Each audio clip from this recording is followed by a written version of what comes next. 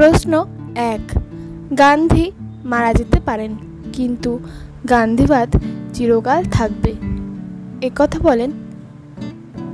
উত্তর ঘ, অর্থাৎ মহাত্মা গান্ধী। প্রশ্ন 2, আমাদের জীবনের আলোক নির্বাপিত হইয়াছে, চতুর্দিকে আজ অন্ধকার, যার মৃত্যুতে জওহরলাল নেহরু এই মন্তব্য করেন? উত্তর ক, অর্থাৎ মহাত্মা গান্ধী।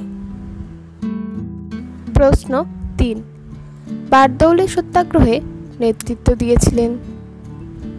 উত্তর গ, অর্থাৎ বল্লভভাই প্যাটেল।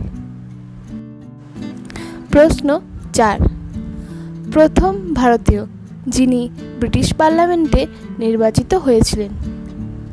উত্তর গ, অর্থাৎ দাদাভাই নওরোজি। প্রশ্ন 5, 1927 সালের ব্রাসেলস অধিবেশনে ভারতীয় জাতীয় কংগ্রেসের প্রতিনিধি ছিলেন?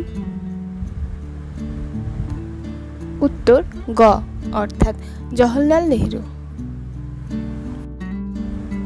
প্রশ্ন 6, হাতে তৈরি খাদি পরে কে 1877 সালের রাজকীয় দরবারে যোগ দিয়েছিলেন?